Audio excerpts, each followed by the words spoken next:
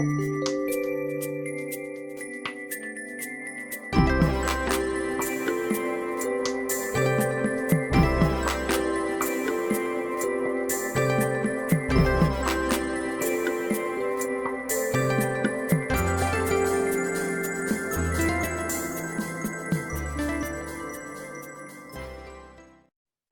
and welcome to Pandora Astrology's monthly horoscope for June of 2023.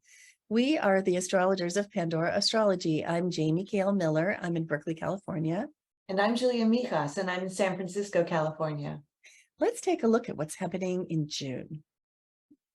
Well, Aquarius, you probably know if you watched last month's horoscope that Pluto is in your sign right now, and it begins the month in Aquarius. But fortunately for you, by June 11th, Pluto has retrograded back into Capricorn, where it will spend the rest of the year. Now, Pluto's really just dipping briefly forward into Aquarius and only barely into the very first degree of Aquarius, and only for a very few months this year. But it is a sign of things to come. When Pluto moves into your sign for real, starting in January of 2024, you're going to be due for some pretty big transformations to come in the next decade, depending on where your sun in Aquarius might be, or your Aquarius rising, if that's the basis on which you're watching this horoscope. Either way, Pluto is going to be bringing you big transformations, death and rebirth experiences, metamorphoses, and it would be really great to know exactly when that's coming and to think about, what it'll consist of. But the news today is that that process has really only just barely begun, and Pluto is in fact retrograding back into Capricorn, into your 12th house, where he's going to continue to stir the pot in your unconscious, as he has been doing since 2008, and will finish out the rest of the year in your 12th house. So not exactly front and center, let's put it that way, until January. So then I want to talk about Saturn. Saturn is traveling along through Pisces, having entered Pisces this year, is going to be in your second house for about 2.5 years. That's the average length of time that Saturn spends in a given sign or house. And Saturn and Pisces are so different from each other. It's almost an oxymoron to just think about the two of them being combined in this way. Saturn's all about structure and authority and discipline and working hard and achieving. And Pisces is just so dreamy and lazy and chaotic and just all over the place, but also so spiritual. So it's my opinion that when Saturn comes into Pisces, we've all got to really discipline ourselves to live our lives as best we can according to our spiritual moral structure. And in your case, because Saturn is passing along through your second house, this is going to apply to your finances and your values. So you want to ask yourself, what do I do with my money? How do I get my money? How does my money flow through my financial space in my life? And does it do so in a way that I feel good about on a spiritual or religious level? Do I feel like the place that I get my money from and the way that I get it is ethical, is moral, and is good for all living things? Or and also how I spend my money. When I vote with my dollars or whatever is the currency where you live, am I supporting, all living things? And does it feel like a gift to the universe how I spend? So Saturn's going to be asking you some really hard questions about that over the next 2.5 years. Now let's talk about Juno, and here she is beginning the month in the end of Gemini. She's been traveling through this sign since last month, so I might not say a whole lot about it, but I will point out that on the 20th, Juno is going to conjunct the sun, and that is fantastic. So Juno is an asteroid goddess having to do with partnership and collaboration. She's all about working with others on teams, networking, and being a good partner to a partner. Now she's in Gemini, so that signifies that in our partnerships, we really could benefit from using good communication principles, really listening to other people when they're talking to us, and really saying everything that we need to say as clearly as possible and making sure that it lands with other people. However, in your case, since Juno has been traveling through your 5th house, this really is a message from the universe telling you that your relationships need more fun. And so while Juno is passing through your 5th house, being playful and having fun and enjoying your partnership, whether that is a spousal relationship, long-term relationship, or even a business partnership, having fun with your partner might be just what's needed to kind of lighten things up. So I said that Juno and the Sun come into a conjunction, which they do. This is probably a better view of it. And when this happens, we call this Commitment Rapture Day. It's a really, really great time because Juno is moving fast, is moving direct or forward, and meets up with the Sun in this burst of the light of consciousness. It is a really great time for solidifying any committed relationships that you may be involved in or would like to be. It's a great day for proposing or getting engaged. It's a great day for setting the date. It's even a good day for eloping if you're into doing that. It's a good day for signing incorporation papers for a business where, it's a partnership that you're getting into. Anything like that that makes the partnership official is really great stuff to do this month as this is approaching and while it's on. So then shortly after that, Juno moves on into a new sign of Cancer, which is your 6th house, where she's going to spend the rest of the month and next month too. And this really brings Juno into the domestic realm because she's in the sign of Cancer. And in your case, because she's in the 6th house, and this is a house of order, this is a really great time to spend organizing things with your partner, whether that means with your business partner, getting clearer on the systems that make your business run and figuring out how to manage the people that run those systems, maybe making a manual for it so that people are easier to train. And if it's your personal relationship, then getting things a little more shipshape around your home, doing some clean outs, doing some organization, getting clearer on what your good habits are together as a pair in your home. Now let's go to Ceres, and here she is. She starts out the month in Virgo, which she's finishing out after a lengthy retrograde period earlier this year. She went retrograde in early February. And we called that a financial rebalancing period because Ceres has to do with your finances, your survival in all senses, your security, and this includes themes such as your relationship with your physical body and your health and your maintenance of your body, and also the food that you eat and how you nourish yourself. So all of these themes fit really well with the sign of Virgo.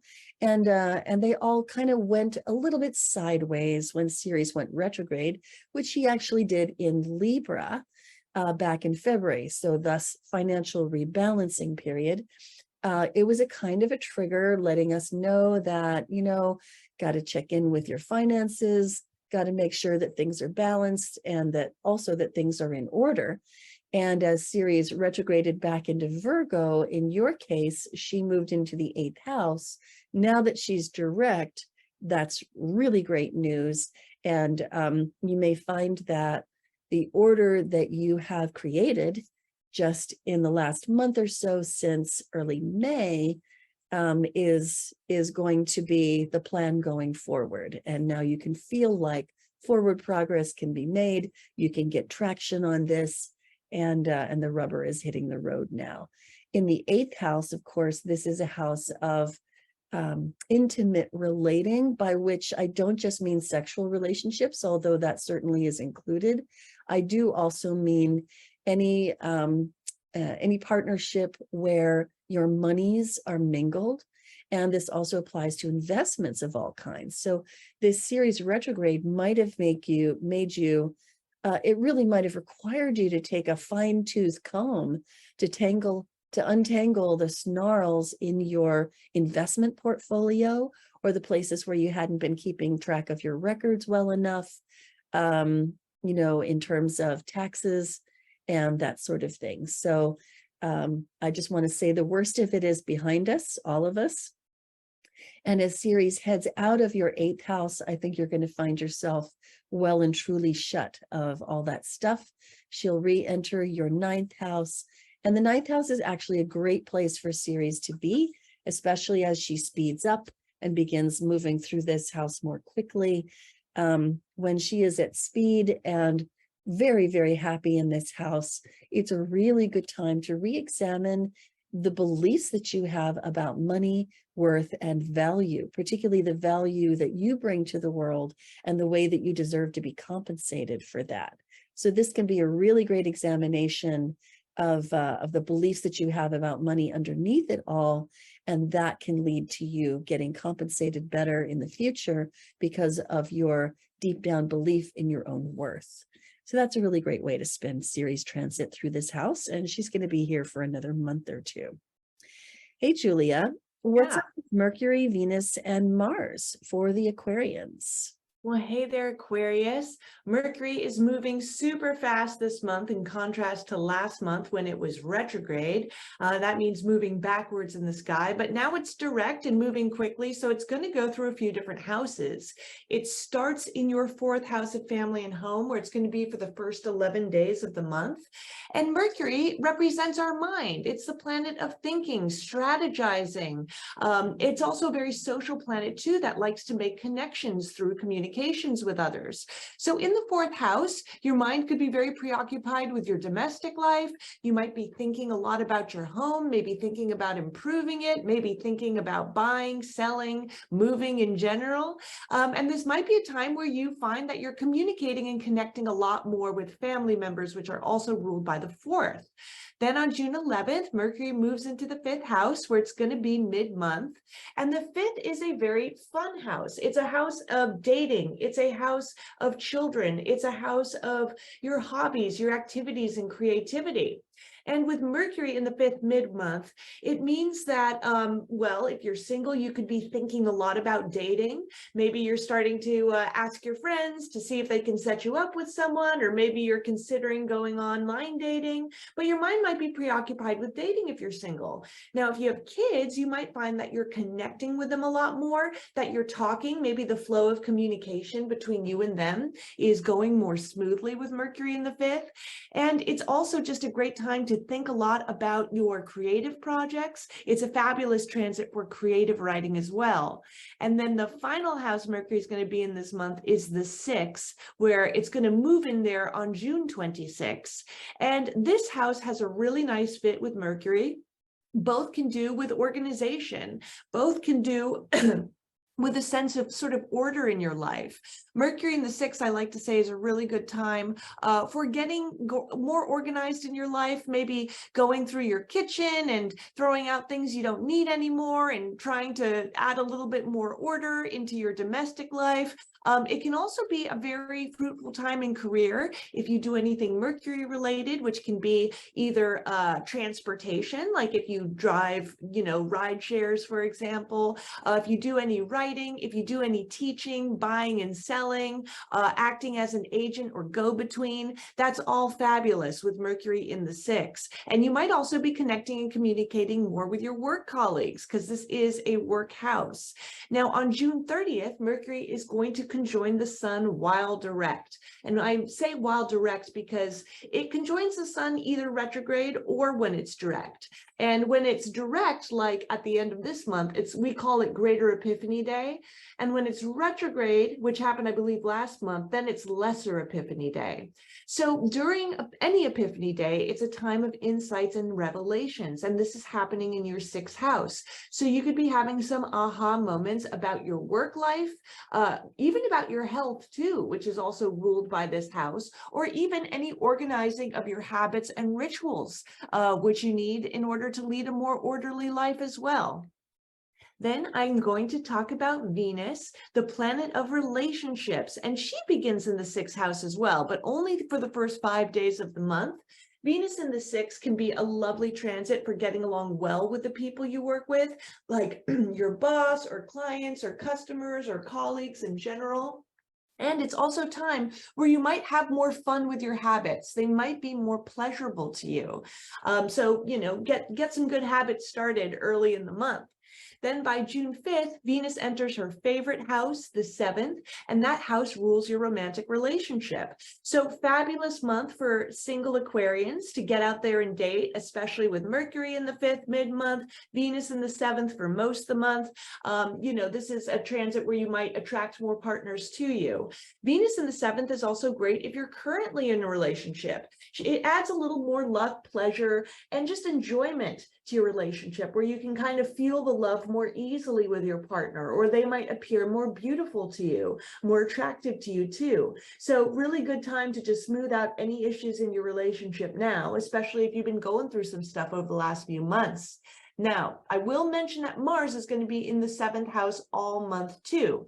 And Mars is a little more challenging to deal with than Venus, because Mars can sometimes bring frustrations and conflicts and annoyance wherever it goes. And the 7th house, again, is your romantic relationship. So Mars in the 7th might mean that even though you guys are having a good time and are very sort of attracted to one another, both Venus and Mars can really make your partner very hot to you this month, which isn't always a bad thing. But it can also mean that tempers get a little bit higher than usual as well.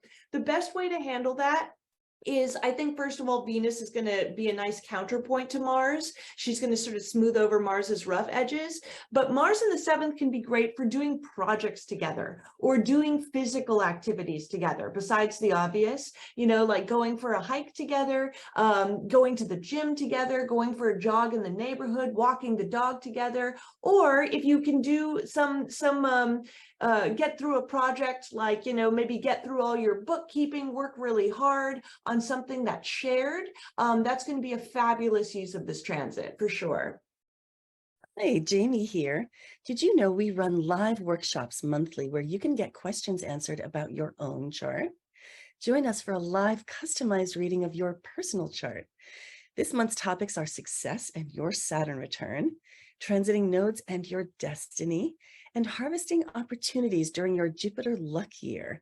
And these workshops are available exclusively for our beloved Patreon subscribers. You get the Nodes and Destiny workshop with your Tier 2 subscription, and you get all 3 workshops with your Tier 3 subscription. It's easy to sign up at the Patreon link in the description below. Now let's get back to the video. Well, let's talk about some moons. Beginning on June 3rd with the full moon in Sagittarius, which lands right here in your 11th house opposite the sun, because that's what a full moon is, sun and moon opposite each other.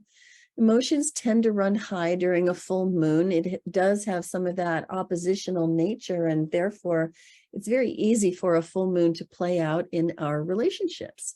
You can find yourself maybe playing the part of that adventurous, playful, big-hearted, but also kind of overbearing Sagittarian moon, or you might find yourself playing the part of the sun in Gemini, which is more cerebral, a little bit more reserved, more into thinking about things and thinking them through before taking action, and maybe never getting around to taking action at all.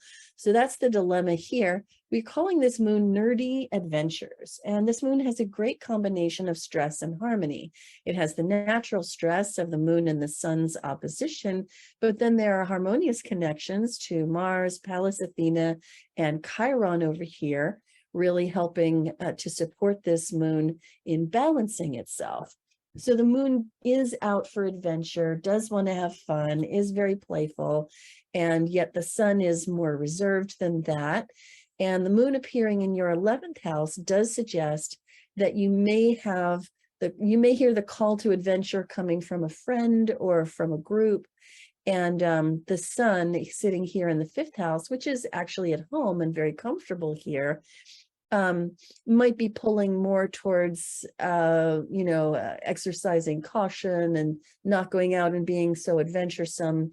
But there may be a person in the mix, whether a friend or whether yourself, who is sort of stubbornly drawing attention to themselves by pulling away from those adventures and questioning them. Overall, not a terrible dynamic, and actually a pretty fun moon. We call it nerdy adventures, the sun in Gemini being the nerdy part, and adventures being, of course, the Sagittarian part. You can learn a lot more about it on our website, pandoraastrology.com, on the forecast page, where you'll see the video about it, and also about this month's other moon, which is a new moon in Gemini happening on the 17th. Right here, also in that 5th house, which is very busy and active this month. The 5th house, as Julia said, is a house of play and children. It's a house of love affairs, playing around, if you will. And because this house is where the new moon is and has the sun traveling through it, this is just such an active house this month, signifying that you're really in the mood, much more in the mood for play than work. And it might be good to get some high quality play in, some R&R. I guess I don't know whether that means rest and relaxation or recreation and relaxation, but they both kind of work in this case, especially if it's in terms of something that's stimulating to your mind, because you've got piles and piles of Gemini placements here, which does suggest that for you, what's fun is, interesting conversations and maybe strategy games where you can really think and solve some puzzles. So coming back to this new moon, we're calling it New Ideas Dream Tested. Now, this moon does have a lot of stress in it. The sun and the moon together here form a square to Neptune and Ceres. And new moons, of course, being times of birth and new beginnings. This one, being in Gemini, very much intellectually stimulating, is just bursting with new ideas. But Neptune wants you to dream into those ideas before, as part of the development of them. And then Ceres wants you to reality test them. So it's not all fun and games and easy. There is some tension here, and that does suggest that the ideas that are birthed here are going to be the most robust kind. So shortly after this moon, we find the sun finishing out the 5th house and moving on over into the 6th house, which is very different from the 5th in that the 6th house is a house of work, health, service, personal organization. It's a very earthy house, a very practical house, and worlds away from the 5th house with its entertainment themes. So as the sun moves into the 6th house, you'll find that your attention goes to the arena of your work and your processes, the systems that you run in your life at home and at work to make things go smoothly. The habits and routines. And wherever the sun goes, we want to shine the light of our high quality attention so that things can thrive and flourish there, because the sun, of course, emits sunlight. And so bringing your full attention and the light of consciousness to the routines that you do for your health and longevity, to the way that your desk is arranged, the way that you, manage the organization around your house, get things out, organize them, put them away, and the ways that things run at the office. All of those things are great to put attention on while the sun is passing through the 6th house, which it will be doing for about 30 days after June 21st. Well, that's all we have for you today. If you love Pandora Astrology's free and informative horoscopes, then please do hit that like button, subscribe to our channel, and share our horoscopes with your friends. You can find out so much more about how this month's transits affect you in very personal timing in our monthly transits workshop for Tier 2 patrons on Patreon. And it's practically free at $15 a month.